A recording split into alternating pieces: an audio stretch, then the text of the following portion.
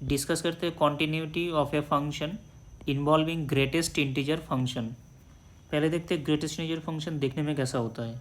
0 और 1 के बीच में हाइट 0, 1 एंड 2 के बीच में हाइट 1, 2 एंड 3 के बीच में हाइट 2, 3 एंड 4 के बीच में हाइट 3, 0 एंड -1 के बीच में हाइट -1, -1 और -2 के बीच में हाइट -2, -2 एंड -3 के बीच में हाइट है -3।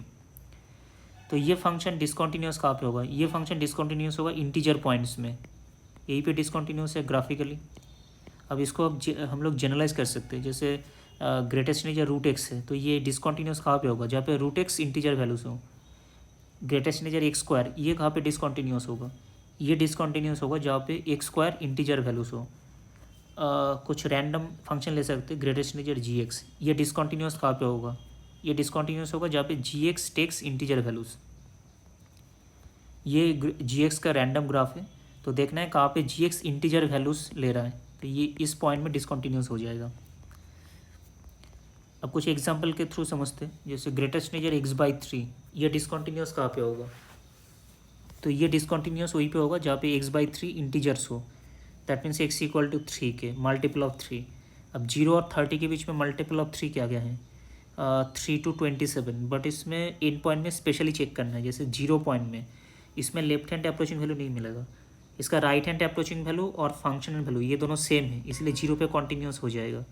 30 पे राइट हैंड अप्रोचिंग वैल्यू नहीं मिलेगा, उसमें लेफ्ट हैंड अप्रोचिंग वैल्यू मिलेगा। तो लेफ्ट हैंड अप्रोचिंग वैल्यू और फंक्शनल वैल्यू ये दोनों डिफरेंट हो रहा है, 9 और 10, इसीलिए 30 पे डिसकॉन्टीन्यूस हो जाएगा, 0 पे कॉन्टीन्यूस हो जाएगा।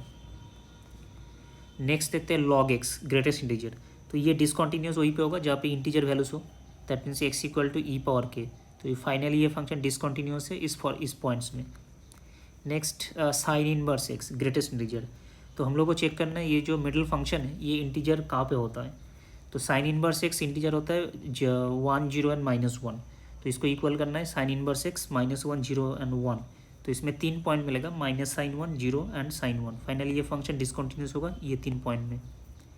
अब चलते next function 2/1 + x² greatest integer, same approach है।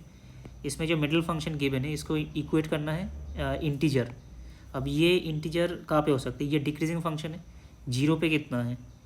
0 पे आएगा ये 2 हाइट है, तो इंटीजर वैल्यूज हो सकते हैं 2 एंड 1, तो इसको इक्वेट करना है 1 एंड 2 के साथ। तो फाइनली पॉइंट्स मिलेगा 1 एंड 0, तो ये फंक्शन डिसकॉन्टीन्यूस है 0 एंड 1 पॉइंट में। नेक्स्ट 2 इंपॉर्टेंट क्वेश्चन में चलते हैं। ग्रेटेस्ट इंटीजर 2 cos x, इसका ग्राफ है इस टाइप का शेप में आता है। हम लोग को चेक करना है ये इंटीजर कहाँ पे होता है, जहाँ पे ग्रीन सर्कल है।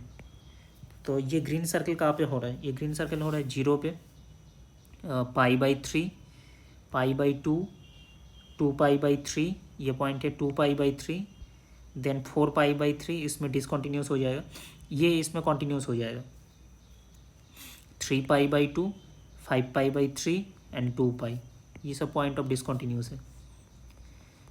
नेक्स्ट लास्ट फंक्शन देखते हैं, ये बहुत इंपॉर्टेंट क्वेश्चन है। Greatest integer sin x + cos x, इसका सिंप्लीफिकेशन है √2 sin x + π/4। इसका ग्राफ इस टाइप के शेप में आता है, ये सेम अप्रोच है। तो देखना ये फंक्शन इंटीजर कहाँ पे लेता है, ये इंटीजर आता है, ये सब ग्रीन सर्कल है, इसमें इंटीजर वैल्यूज आ रहा है। तो ये पॉइंट मतलब इस पॉइंट में इंटीजर वैल्यू आ रहा है, जैसे π/2 हो गया, π/2 में इंटीजर वैल्यू लेगा तो इसमें डिसकॉन्टीन्यूस हो जाएगा, बट इसमें कॉन्टीन्यूस हो जाएगा 0 पॉइंट में, क्योंकि लेफ्ट हैंड अप्रोचिंग वैल्यू और फंक्शनल वैल्यू ये दोनों सेम है। तो इसके इसमें π/2, 3π/4, इसके बाद आएगा 3π/2, 7π/2 एंड 2π, इसमें डिसकॉन्टीन्यूस हो जाएगा।